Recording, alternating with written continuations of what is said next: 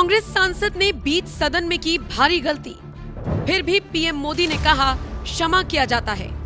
कौन है वो कांग्रेस सांसद जिन्हें मोदी ने किया माफ?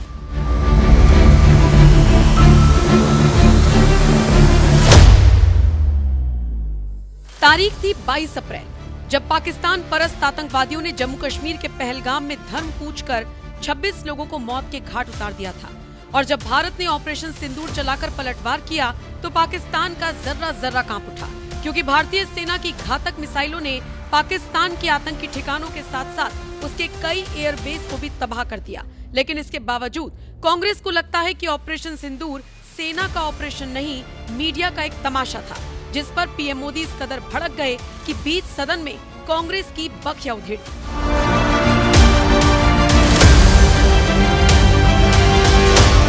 दरअसल लोकसभा में जब 28 जुलाई को ऑपरेशन सिंदूर पर चर्चा शुरू हुई तो देश की सबसे पुरानी पार्टी कांग्रेस ने महाराष्ट्र की सोलापुर लोकसभा सीट से पहली बार सांसद बनी प्रणीति शिंदे को भी इस मुद्दे पर बोलने का मौका दिया। और जब उन्होंने बोलना शुरू किया तो बोलते बोलते यहाँ तक बोल गयी कि ऑपरेशन सिंदूर नाम देशभक्ति का लगता है, लेकिन असल में ये सिर्फ मीडिया पर किया सरकार का तमाशा था। ऑपरेशन सिंदूर नाम सुनने में देशभक्ति का लगता है, लेकिन असल में ये सिर्फ मीडिया पर किया सरकार का एक तमाशा था। ऑपरेशन सिंदूर नाम सुनने में देशभक्ति का लगता है, लेकिन असल में ये सिर्फ मीडिया पर किया सरकार का एक तमाशा था। ऑपरेशन सिंदूर नाम सुनने में देशभक्ति का लगता है, लेकिन असल में ये सिर्फ मीडिया पर किया सरकार का एक तमाशा था। कांग्रेस की युवा सांसद प्रणीति शिंदे हाथ में पर्चा लेकर आई थी और उसी पर्चे में से देखकर संसद में भाषण दे रही थी, जिसका मतलब साफ था कि ऑपरेशन सिंदूर को तमाशा बताना कोई गलती नहीं थी, जानबूझकर दिया गया बयान था। यही वजह है कि जब पीएम मोदी ने ऑपरेशन सिंदूर पर संसद में विपक्ष को जवाब देना शुरू किया तो कांग्रेस सांसद प्रणीति शिंदे के बयान पर भी पलटवार करना नहीं भूले और उनके बयान पर शिंदे को फटकार लगाने के बजाय सीधे कांग्रेस को आड़े हाथों लेते हुए कहा कि ऑपरेशन सिंदूर को तमाशा बताने वाला कांग्रेस का ये बयान पहलगाम की घटना पर तेजाब छिड़कने वाला पाप है। आदरणीय अध्यक्ष जी, एक बिल्कुल कांग्रेस के नए सदस्य, यानी उनको तो क्षमा करनी चाहिए, नए सदस्य को क्या कहेंगे, लेकिन कांग्रेस के आका जो उनको लिख करके देते हैं और उनसे बुलवाते हैं, खुद में हिम्मत नहीं है, उनसे बुलवाते हैं कि ऑपरेशन सिंदूर ये तो तमाशा था, ये आतंकवादियों ने जिन 26 लोगों को मौत के घाट उतारा था ना, उस भयंकर क्रूर घटना पर ये तेजाब छिड़कने वाला पाप है। तमाशा कहते हो? आपकी असहमति हो सकती है और ये कांग्रेस के नेता बुलवाते हैं। ऑपरेशन सिंदूर को मीडिया का तमाशा बताने वाली कांग्रेस सांसद प्रणीति शिंदे को तो पीएम मोदी ने क्षमा कर दिया, क्योंकि वो पहली बार सांसद बनी है, लेकिन कांग्रेस पर कोई रहम नहीं दिखाया और शिंदे के बयान के पीछे कांग्रेस आलाकमान का दिमाग बताकर बखिया उधेड़ने में कोई कसर नहीं छोड़ी। एक तरफ जहां कांग्रेस सांसद प्रणीति शिंदे ने ऑपरेशन सिंदूर को मीडिया का तमाशा बताया, तो वहीं दूसरी तरफ उनके पिता और कांग्रेस के कद्दावर नेता सुशील कुमार शिंदे ने कभी मनमोहन सरकार में मंत्री रहते हुए भगवा आतंकवाद की बात कही थी, जिसकी याद दिलाना भी पीएम मोदी भूले नहीं। और भगवा आतंकवाद, हिंदू आतंकवाद थ्योरी जैसे मुद्दे पर कांग्रेस को भरे सदन में मुंह तोड़ जवाब दिया। 26/11 का इतना बड़ा आतंकी हमला हुआ, एक पाकिस्तानी आतंकी जिंदा पकड़ा गया, पाकिस्तान की मीडिया ने, दुनिया ने यह स्वीकार किया कि यह पाकिस्तानी है, लेकिन यहां कांग्रेस पार्टी इतना बड़ा पाकिस्तान का पाप, इतना बड़ा पाकिस्तानी आतंकी हमला, और ये क्या खेल खेल रहे थे, वोट बैंक की राजनीति के लिए क्या कर रहे थे। कांग्रेस पार्टी इसको भगवा आतंक सिद्ध करने में जुटी हुई है।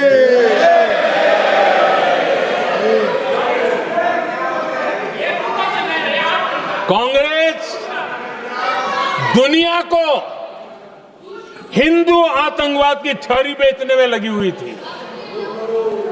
कांग्रेस के एक नेता ने अमेरिका के बड़े राजनयिक को यहां तक कह दिया था कि लश्कर-ए तोयबा से भी बड़ा खतरा भारत के हिंदू ग्रुप है। ये कहा गया था। तुष्टि आपको बता दें, कांग्रेस सांसद प्रणीति शिंदे के पिता सुशील कुमार शिंदे महाराष्ट्र के मुख्यमंत्री से लेकर मनमोहन सरकार में गृह मंत्री का पद भी संभाल चुके हैं। इसी बात से समझा जा सकता है कि कांग्रेस पार्टी में उनका कितना बड़ा कद है। भगवा आतंकवाद वाला बयान उन्होंने साल 2013 में गृह मंत्री रहते हुए ही दिया था। हालांकि इस बयान को लेकर उन्होंने अपनी आत्मकथा 5 डिकेड्स इन पॉलिटिक्स में सफाई देते हुए बताया कि उन्होंने भगवा आतंकवाद शब्द केंद्रीय गृह मंत्रालय की ओर से तैयार किए गए एक गोपनीय दस्तावेज में पढ़ा था।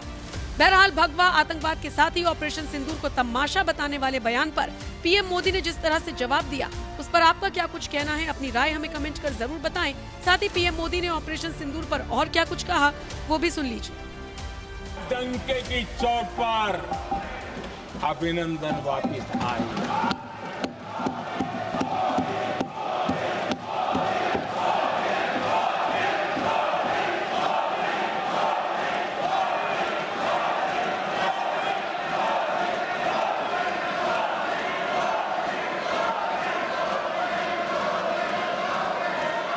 अभिनंदन को ले आए तो इनकी बोलती बंद हो गई। इनको लगा यार कि नसीब वाला आदमी है, हमारा हथियार हाथ से निकल गया। आदरणीय अध्यक्ष जी, पहलगाम हमले के बाद हमारा बीएसएफ का एक जवान पाकिस्तान के कब्जे में गया, तो फिर इनको लगा वाह, बड़ा मुद्दा हाथ में आ गया है, अब मोदी फंस जाएगा। अब तो मोदी की फजीयत जरूर होगी।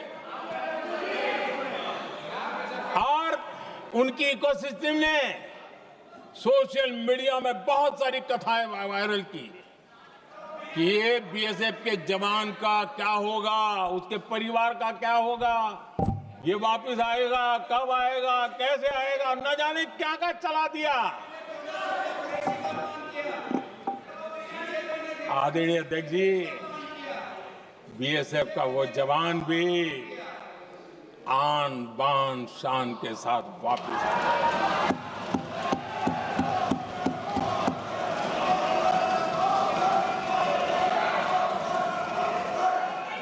आतंकवादी रो रहे हैं, आतंकवादियों के आका रो रहे हैं, और उनको रोते देखकर यहां भी कुछ लोग रो रहे हैं।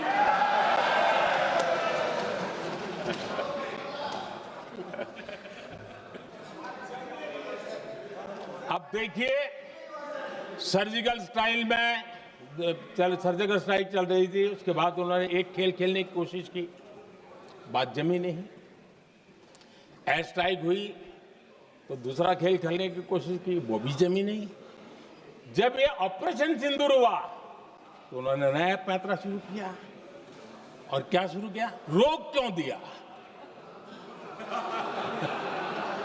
पहले तो मानने को तैयार नहीं थे कि मुक्त करते, अब कहते रोक क्यों दिया। बाहरे बयान बहादुरों,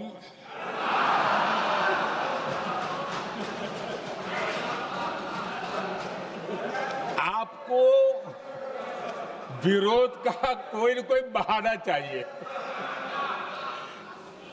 और इसलिए सिर्फ मैं नहीं, पूरा देश आप पर हंस रहा है।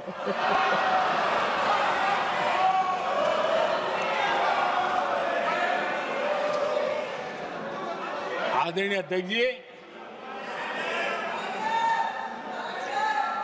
सेना का विरोध, सेना के प्रति एक पता नहीं नेगेटिविटी, ये कांग्रेस का पुराना रवैया रहा है। देश ने अभी अभी करगिल विजय दिवस मनाया, लेकिन देश पूरी तरह जानता है कि उनके कार्यकाल में और आज तक करगिल के विजय को कांग्रेस ने अपनाया नहीं।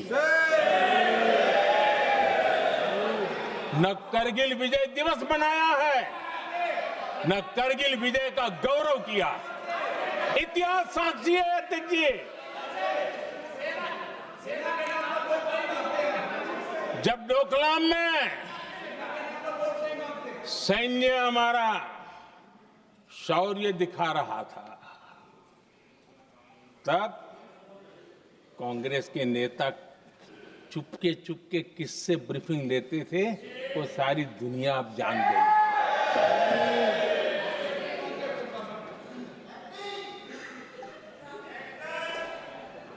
आप निकाल दीजिए पाकिस्तान के सारे बयान और यहां हमारा विरोध करने वाले लोगों के बयान, फुल स्टॉप कॉमा के साथ एक है। क्या कहेंगे इसको? और बुरा लगता है सच बोलते हैं तो। पाकिस्तान के साथ सुर में सुर मिला दिया जाता है।